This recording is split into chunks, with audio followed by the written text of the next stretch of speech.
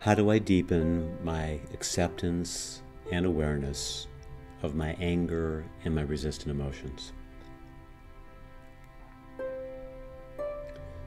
So just start by being aware of what your feeling state is in the moment.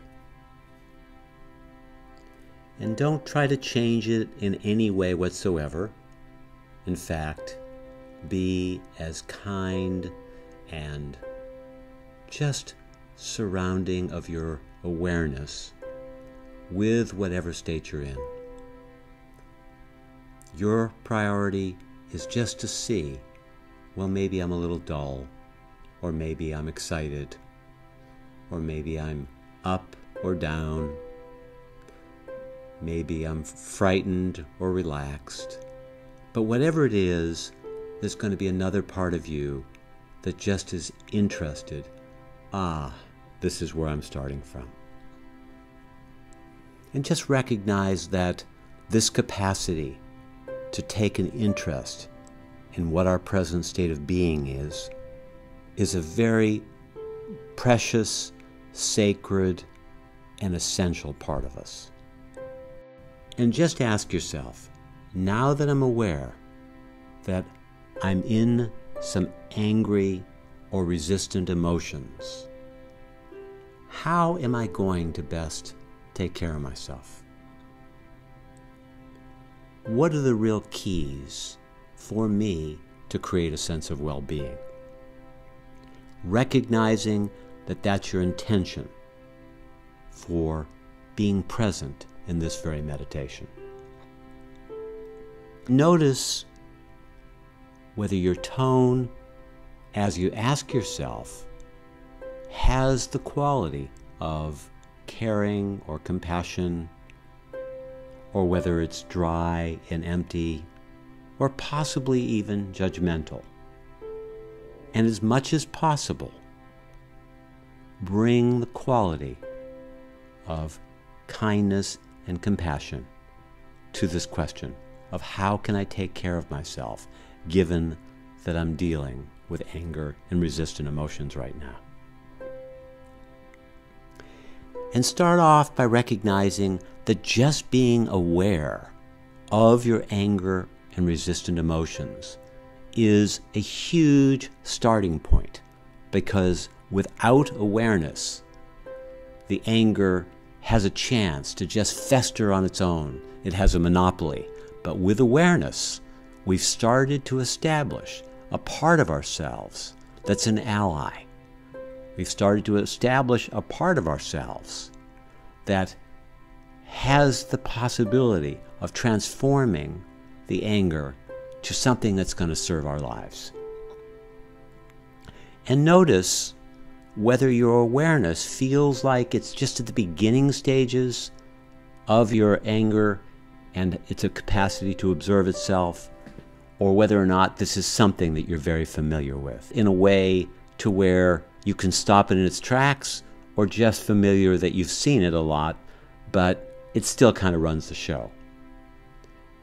And wherever you are in your level of awareness, just kind of note on a 1 to 100 scale, this is how much my awareness can actually gain the ability to contain these resistant emotions.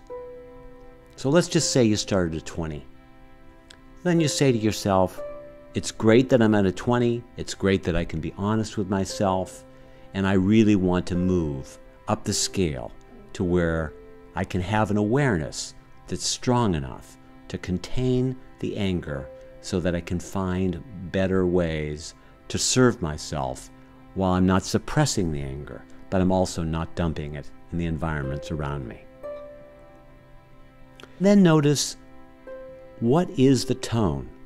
What is the quality of heart as you really zero in to feel the texture of these resistant emotions? What is the tone as you observe yourself? Can you find a compassion or a kindness that's rooted in the recognition that you're not doing this intentionally? It's not like you're being impatient because you love impatience more than patience. It's not like you're angry because you love anger more than you love peace. It's that there's some kind of a conditioned reaction that's out of control. See where you are on this 1 to 100 scale of being able to bring your heart to this awareness, knowing that your heart or your compassionate awareness is going to be the key to being able to bring yourself to a sense of well-being, give yourself as many options as possible as to how to be with or coexist with your resistant emotions and anger. And then as you're starting to get the knack of what it's like to both be aware of these feeling states and at the same time having a sense of some degree of awareness and some degree of acceptance, ask yourself the first of 3 primary strategies that we're going to go into to try to support you, which is inquiry. And you're asking yourself the question, how can I most support you while you're feeling this anger or frustration, impatience, intolerance, irritability, or any of the other resistant emotions? How can I really support you right now? In addition to being aware of you, in addition to bringing as much kindness and heartfulness to this moment, in real life, while this is acting out, how can I really support you? Zero into your exact situation. For example, if you find yourself in a situation where you're angry with your boss, it's very likely that the question's going to be, contain it and make sure that you find a constructive way at best to say something, if anything at all, and perhaps you better delay until later.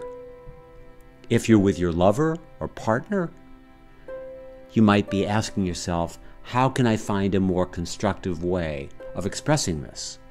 Or do I actually have an agreement to be able to just express these emotions with my partner? And if not, maybe I need to ask them if they're in a place to be able to handle it. So again, in the inquiry step, we're asking ourselves the question. We're taking a great interest in our well-being by asking, how can I best take care of you?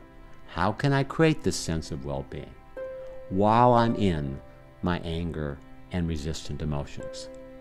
See if there can be a quality of enjoyment or peace that comes from just recognizing that you have these options to ask yourself, how can I support myself even when I'm in this challenged state of anger or a resistant emotion?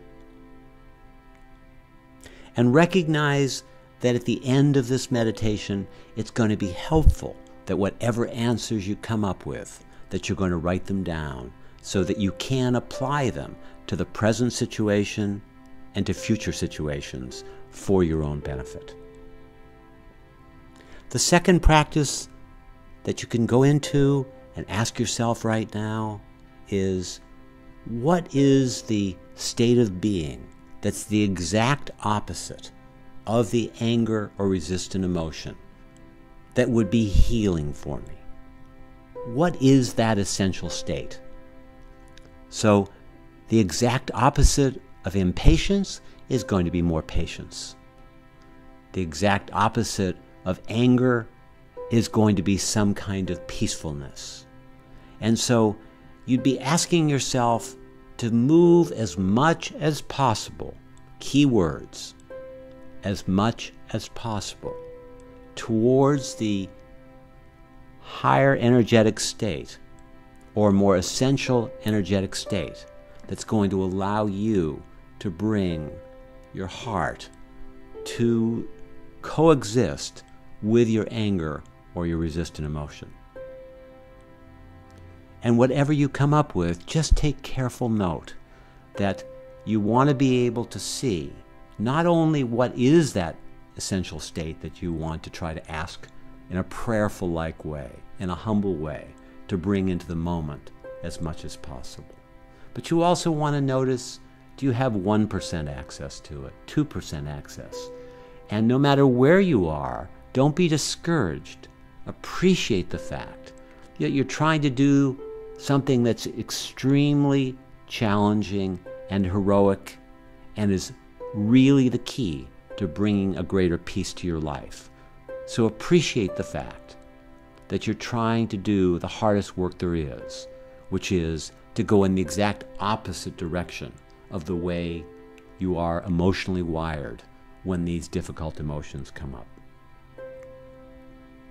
And then the third practice that you can go into is something that may be referred to as wisdom guidance, which would be, what are the thoughts that you would think to yourself when the anger and the resistant emotions are there, are here, and they are here now, because you've chosen to listen to this meditation because you're in touch with it.